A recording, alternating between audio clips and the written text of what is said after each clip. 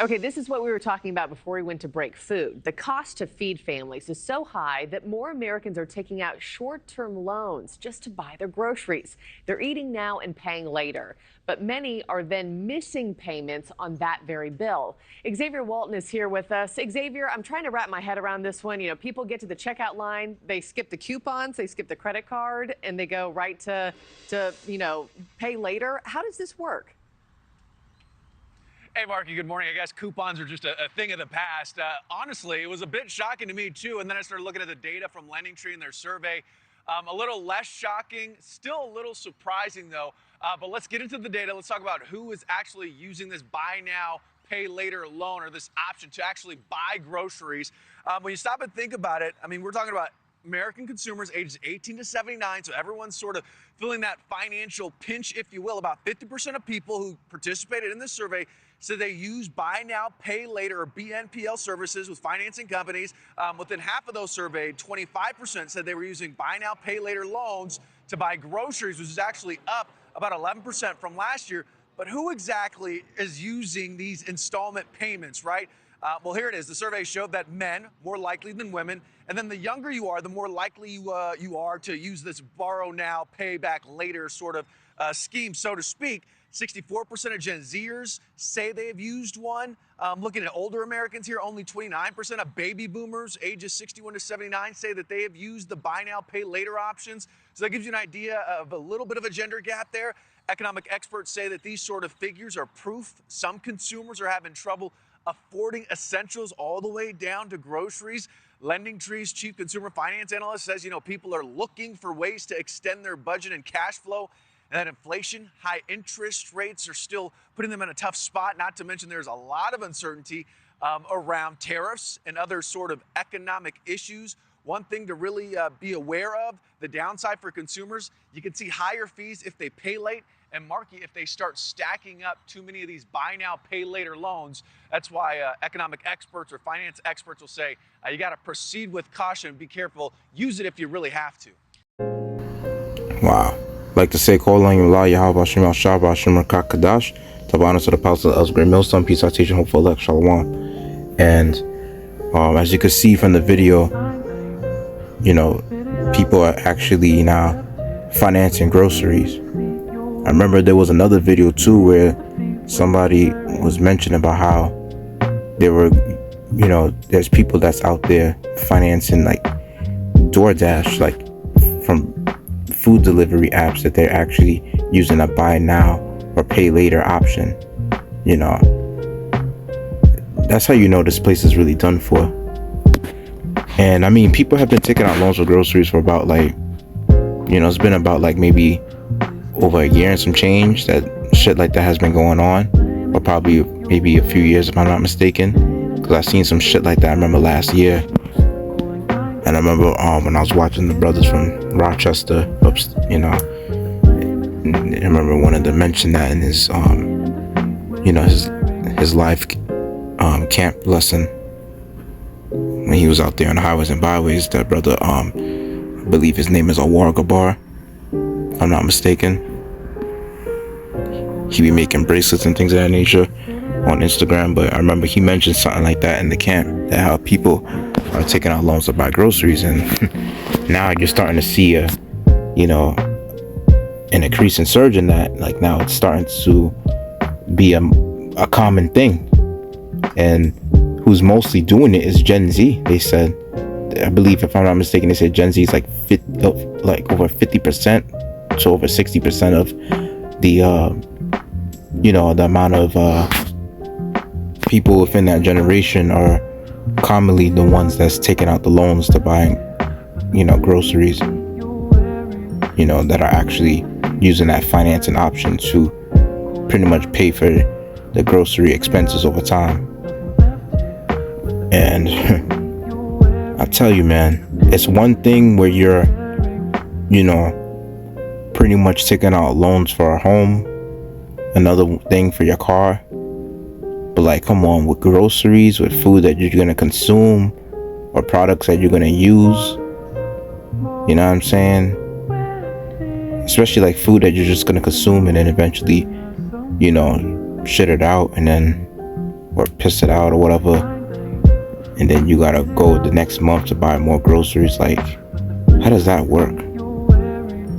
And I tell you, man, like, at this point, it's safe to say that we're practically in a recession. I don't know why they don't just make a national, declarance of how we're in a recession. Why don't they just put that out there on the news and just say that? You know what I mean? It would make more sense. And with Trump putting these tariffs on, China, and him trying to go as far as pushing these trade wars, like, things is going to get financially harder, and almost everything comes from China, as it already is, which is going to make, less imports come into America, and that's going to put hyperinflation on a lot of products that's within America already. Then eventually that's going to lead to, people losing their jobs due to layoffs, because they don't need as much people anymore, since there's going to be less imports. And companies may even go as far as, letting certain people go due to, that not being able to get in products from overseas and things of that nature, because they got to pay for high, shipping costs and things of that nature. It's pretty much done for this place, but let me bring out the scriptures now. It says in Revelation chapter 6, because we haven't really reached this time period yet, but it's safe to say that we're practically almost there. And start at verse 5. It says, "And when he had opened the third seal, I heard the beast say, Come and see. And I beheld, and lo, a black horse, and he that sat on him had a pair of balances in his hand. And I heard a voice in the midst of the four beasts say, A measure of wheat for a penny, and 3 measures of barley for a penny, and see thou hurt not the oil and the wine."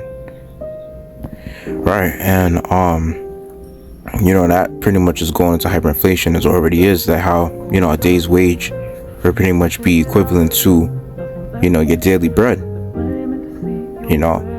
So it's like, let's say the minimum wage, they say,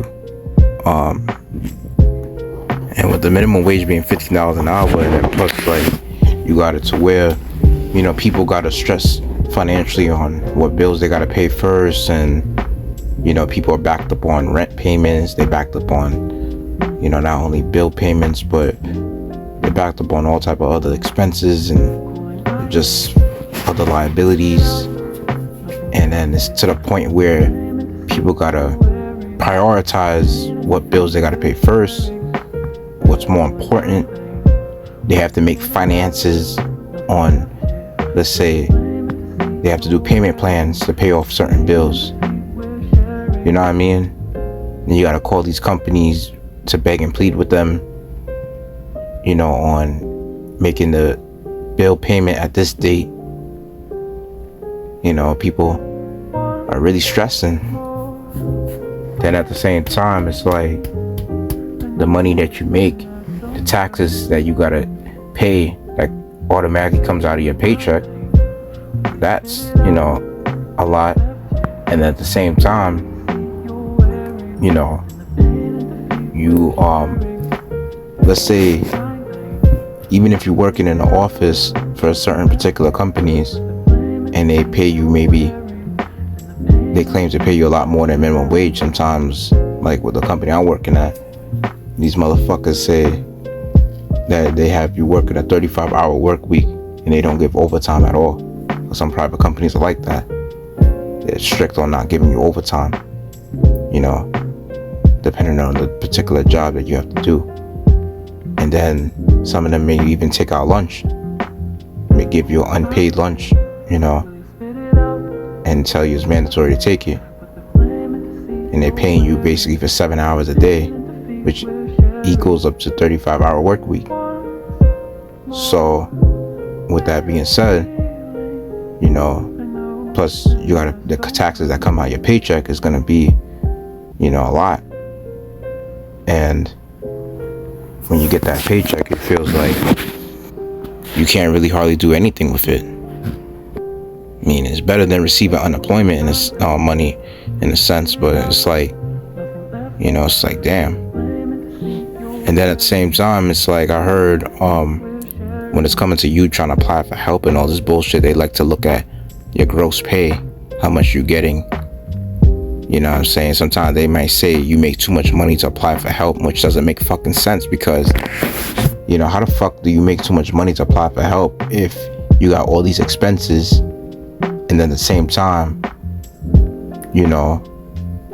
you're financially struggling because you got bill payments, there's certain things that's expensive that you gotta consistently pay for, and everything around you is getting so expensive. It's even to the point where people who are making six figures that have that household salary of, they said that they could apply for FAFSA now. I believe they declared that as of last year, if I'm not mistaken. And the only reason why shit like this is happening in society is because you have a dumbass like Esau that's ruling the earth and wickedness. This is why people are mourning, Scriptures tell you in Proverbs chapter 29 verse 2, it says, when the righteous are in authority, the people rejoice, but when the wicked bear rule, the people mourn. And this is why people are mourning. This is why people, don't know when or where their next dollar is coming from at this point. They don't know how they're going to be able to pay certain things off, or how they're going to live in this household that they're living in. They don't even know if they're going to lay their head in the same house the next day or apartment. They don't know if they're even going to go through a potential eviction. You know what I'm saying? All because of this devil Esau stressing people out financially. So people are really just, almost at their breaking point. And all this just to push your fucking digital enterprise. All this to crash the economy and push your MOTP, your New World Order. This devil's sick, man. But it says in Ecclesiastes chapter 10 verse 6, folly set in great dignity and the rich set in low place. And this is part of the folly that's set in great dignity, is the fact that how they're pushing fiat currency, right? The dollar is always pretty much going to decrease in value and always going to increase in the amount of printing. So basically the new dollar that's always printed, they say, is decreases in value. So the previous dollar, of course, was more valuable than the one that's currently being printed. And as you can see, the dollar is pretty much backed up by paper, and it's not backed up by gold or silver, making it a useless currency. And because it's not backed up by anything, that's why everything around you is basically going up in terms of consumer price index. It's always increasing. And the funny thing is, while everything around you is increasing, your wages are hardly going up, and now you got to work harder for less. Now you got people working, trying to work overtime if they possibly can, to just getting a few $100s extra. And then when you work overtime, they tax you even more. Same thing when you're making a certain amount an hour, they tax you more. You see, this is the bullshit. Sometimes you realize when you work in a certain job that has overtime, that pays you minimum wage, sometimes you make more working that job than you do working a job that doesn't pay you for for lunch, that pretty much takes out your lunch hours and tell you that they don't pay you for that, and that force you to work a 35-hour work week, and they only pay you for that 35 hours. You see what I mean? This is what I'm talking about. That's the folly that's set in great dignity right there. And it says in